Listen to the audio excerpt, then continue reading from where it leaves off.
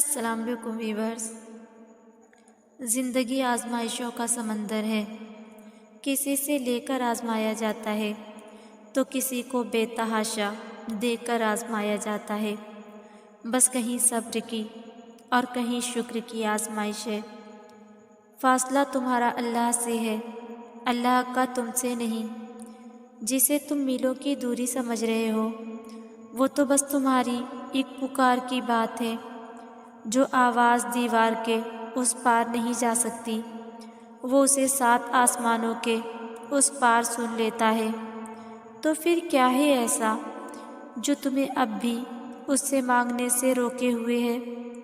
جس نے یہ دل بنایا ہے اس سے بہتر اس دل کا حال اور کون جان سکتا ہے؟ تم اس پر توکل رکھ کر چلو تو صحیح۔ تمہاری ایک دعا تمہارے اور معجزوں کے درمیان آنے والی ہر رکاوٹ چیر دیتی ہے۔ تو پھر توکل رکھو، وہ انہیں ہی وسیلہ بنا دے گا جو تمہارے لیے رکاوٹ بنے ہیں۔ جو حضرت موسیٰ علیہ السلام کے لیے سمندر کے بیچوں بیچ راستہ بنا سکتا ہے، وہ تمہارے لیے بھی راستہ بنا دے گا۔ جہاں تمہاری کوششیں ناکام ہو جاتی ہیں وہاں سے اس کے کن کے معاملات شروع ہوتے ہیں۔ وہ تمہیں سزا نہیں دیتا بلکہ تمہیں اس آزمائش سے گزار کر جزا کے لیے تیار کرتا ہے۔ وہ تمہاری دعائیں رد نہیں کرتا بلکہ انہیں بہتر وقت کے لیے سنبھال لیتا ہے۔ وہ تمہیں تڑپتا ہوا نہیں چھوڑتا بلکہ تمہیں خود تک آنے کا وقت دیتا ہے۔ تم خود کو خود ہی توڑتے ہو مگر وہ تمہیں جوڑ دیتا ہے۔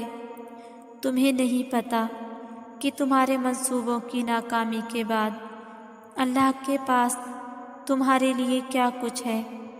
بس یقین رکھو، جس کا ملنا تمہیں کہیں سے بھی ممکن نہیں لگتا، اس کے پاس تمہارے لیے وہ سب کچھ ہے اور وہ تمہیں سب واپس لوٹا دے گا۔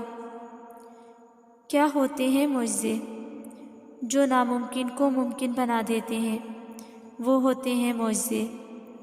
کب ہوتے ہیں؟ جب ہر امید ختم ہونے کے باوجود بھی انسان اپنے رب کی قدرت پر یقین رکھتا ہے، تب ہوتے ہیں معجزے۔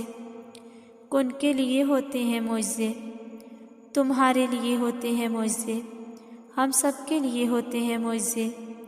معاملات جتنے بھی خراب ہو چکے ہیں، مشکلیں جتنی بھی بڑی نظر آ رہی ہیں، آپ کے رب کی قدرت سے باہر نہیں ہے کچھ۔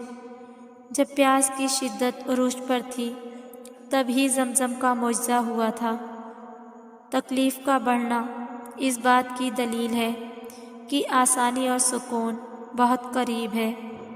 دعا نہ چھوڑو، یقین نہ چھوڑو، معجزے ہوتے ہیں، معجزے ہوں گے۔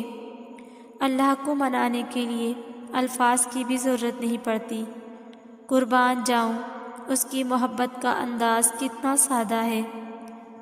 تمہیں پتہ ہے تنہا ہونا کسے کہتے ہیں؟ کہ جب تم خدا سے محبت کا دعویٰ کرو اور نتیجتاً وہ تمہیں آزمانے لگے۔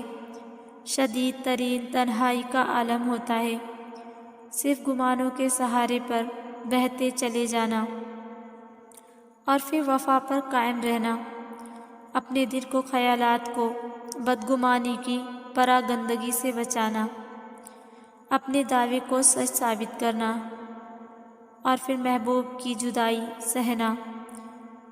جس کے لیے ساری دنیا کو چھوڑا ہو وہی تنہا کر دیتا ہے، اپنی طرف جاتے راستوں کے کنارے تک مٹا دیتا ہے اور کہتا ہے مجھے تلاش کرو۔ جس کو پہلی بار اتنی مشکل سے پہچانا ہو وصل کی خوشبوؤں سے بنا جدا کر دیتا ہے اور کہتا ہے ایک بار پھر سے مجھے تلاش کرو۔ جس کا خیال اندھیروں میں چراغ سحر ہو وہی اندھیروں میں ڈھکیل دیتا ہے، جنگلوں میں بھٹکا دیتا ہے، کنویں میں پھینکوا دیتا ہے، سولی پر چڑھا دیتا ہے، خود ہی دلوں میں اپنی جستجو رکھتا ہے اور پھر خود کو ہزاروں پردوں میں چھپا کر پوچھتا ہے کہاں ہے محبت؟ اگر ہے تو جاؤ اپنے محبوب کو تلاش کرو اور پالو۔ زنجیروں میں جکڑتا ہے اور پھر کہتا ہے محبت ہے تو خود کو آزاد کرواؤ اور پالو۔ تمہیں پتہ ہے تنہا ہونا کسے کہتے ہیں؟ بہت کچھ بچھڑ گیا اور بہت کچھ مل بھی گیا۔ ان کے بغیر بھی رہ کر دیکھا جن کے بغیر سانس لینا بھی محال لگتا تھا، اور ان کے بغیر بھی زندہ رہی جن کی موجودگی سے زندگی محسوس ہوتی تھی۔ اور جب سب کے بغیر رہ کر دیکھا تو بس یہ جانا کہ ہر جدائی قابل برداشت ہے سوائے اللہ کی جدائی کے۔